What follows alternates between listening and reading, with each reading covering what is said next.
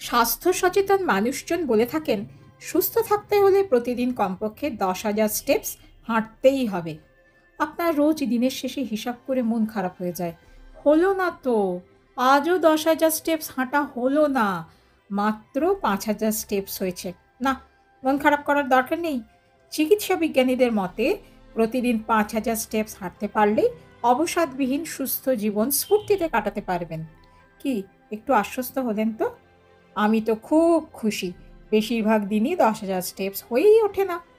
সমাজের সমস্ত প্রবীণ মানুষদের জানাই সশ্রদ্ধ প্রণাম, আর আমার এক্সটেন্ডেড ফ্যামিলি অর্থাৎ দর্শক এবং সাবস্ক্রাইবারদের জানাই আন্তরিক প্রীতি, শুভেচ্ছা ও ভালোবাসা।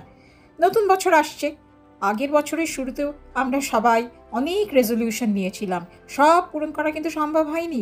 এবছরে অন্যান্য সব রেজলিউশনের মতো সেই প্রতি বছরের পুরনোটি আছে, কিন্তু স্বাস্থ্য সচেতন থাকবো, সারা বছর হাঁটবো হাঁটবো আর হাঁটবো। এই কিছুক্ষণ আগে একটা মেডিকেল বুলেটিন পড়ছিলাম, ব্যাস খুশিতে আত্মহারা হয়ে আপনাদের সঙ্গে গল্প করতে চলে এলাম। ওয়াকিং অর্থাৎ হাঁটা সব বয়সের নারী পুরুষের জন্যই আদর্শ শরীরচর্চা বা স্বাস্থ্যচর্চার একটা উপায়।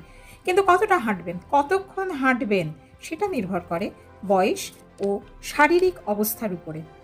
2024 সালে একটি স্টাডি থেকে জানা যায় প্রতিদিন অন্তত 5,000 স্টেপস হাঁটতে পারলে মানসিক অবস্থার উন্নতি হয়, অবসাদ কমে যায়। সারা পৃথিবীতে ডিপ্রেশন বা অবসাদ একটি বড় সমস্যা।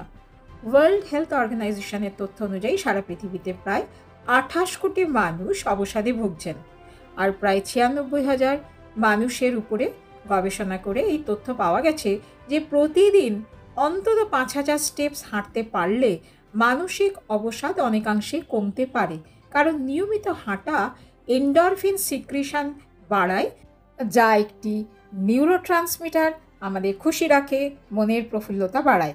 আর কর্টিজোল অর্থাৎ যা স্ট্রেস বাড়ায় তাকে নিয়ন্ত্রিত রাখতে পারে, ফলে মানসিক সুস্থতার ভারসাম্য বজায় থাকে। আর 5,000 স্টেপস যদি 7,500 হয় তবে তো সোনায় সোহাগা। অর্থাৎ প্রতিদিন যদি 30 থেকে 45 মিনিট পর্যন্ত কমপক্ষে হাঁটা যায় তবে শরীর ও মন দুই ভালো থাকে, সুস্থ থাকে, কর্মোচ্ছল থাকে। বিজ্ঞানের কথা বাদই দিলাম, সাধারণ বুদ্ধি কি বলে? এই যে আপনি আমি সবাই হাঁটার জন্য হাঁটছি, তার ফলে কি হয়?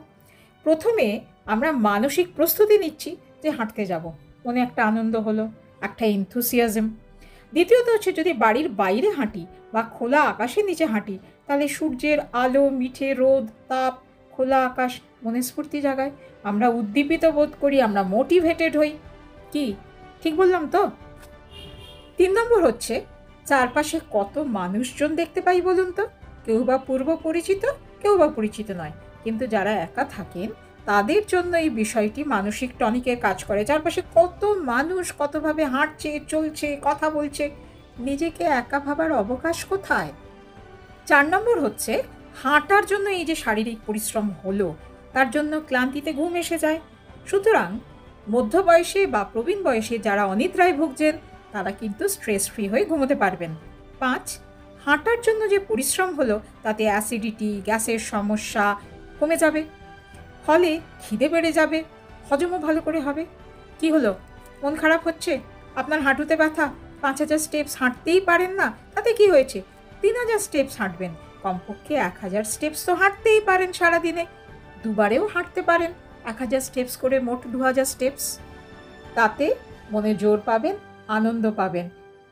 দেখুন, শুধু যে অবসাদ কমে তা কিন্তু নয়।